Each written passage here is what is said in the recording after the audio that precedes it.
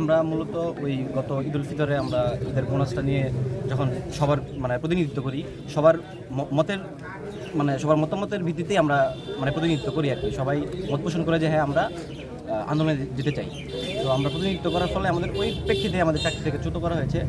এখন আমাদের দাবি হচ্ছে যদি আমাদেরকে চাকরিচ্যুত করা হয় তাহলে আমাদের যেই পাওনা দিয়ে আছে সেগুলো শ্রম আইন অনুযায়ী শ্রম আইন মেনে আমাদেরকে পাওনা দিয়ে পরিশোধ করে আমাদেরকে চাকরিচ্যুত করা হোক। আর যদি আমাদেরকে চাকরিতে পুনর্বহাল দেওয়া হয় তাহলে আমরা আমাদের ফ্যাক্টরিতে শ্রমিক ইউনিয়ন গড়ে তারপর আমরা আবার পুনর্বহালে যেতে চাই।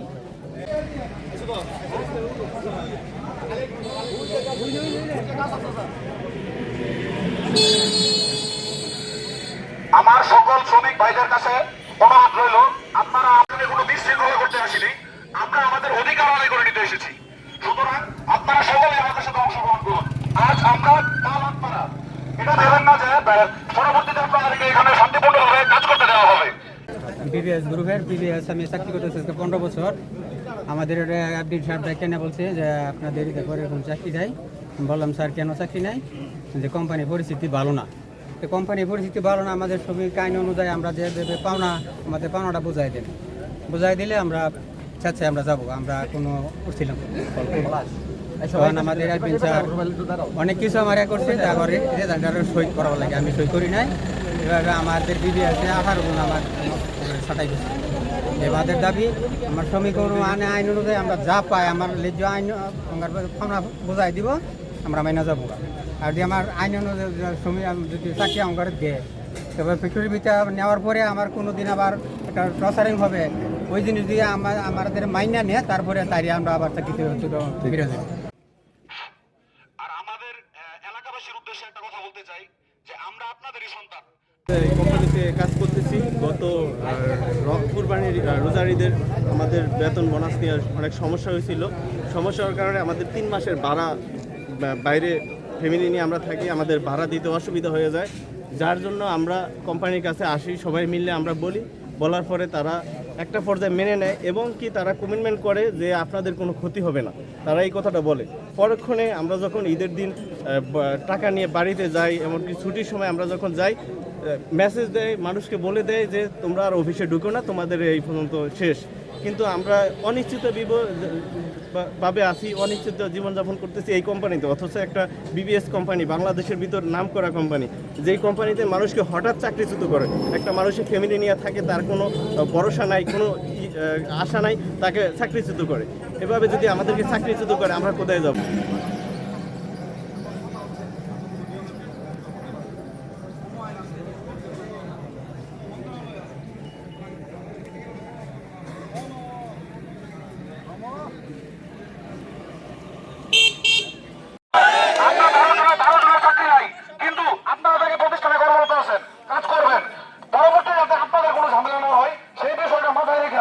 আমরা এখান থেকে ত্যাগ করব।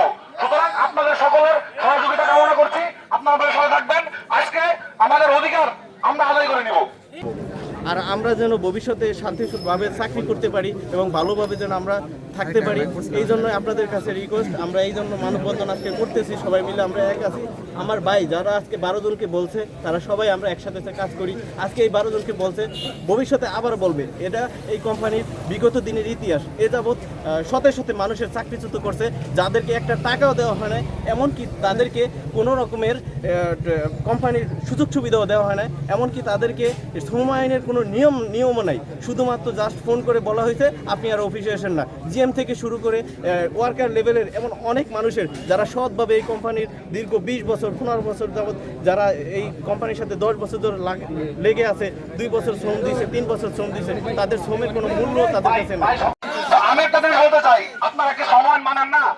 আপনারা সময় যদি না মানেন তাহলে একটা শ্রমিকের বেতন কিভাবে 8,000 টাকা হয় এই সময়ে? 2-3 বছর যাবত আপনারা এই দিচ্ছেন না। ওয়ার্কার কি চেক নাই? চেক আপনাদেরই আছে। ওয়ার্কারদের কি নাই? ওয়ার্কারদের পরিমাণ নাই। তাহলে ওনার যে সরল সময় কোম্পানি যেত।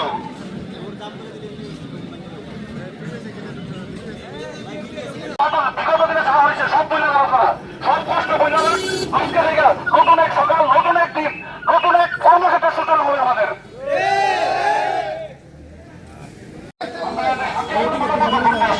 আমাদের অধিকার আমাদের বুঝে নিব, আমরা আমাদের স্থান ত্যাগ করবো।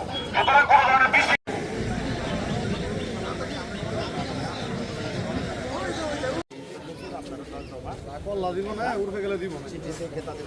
এর আগেও যেটা হয়েছে আমাদের যখনই কাজের পরিধি বাড়বে এটা আমরা সবাই জানি তখন তাদেরকে ফার্স্ট প্রায়োরিটিতে, এটা আগেও ছিল এখনো আছে, তাদেরকেই ফার্স্ট প্রায়োরিটিতে নেওয়া হবে। এটা অলওয়েজ আমরা আগেও এই নীতি ফলো করেছি, এখনো এটার কোনো ব্যতিক্রম নেই।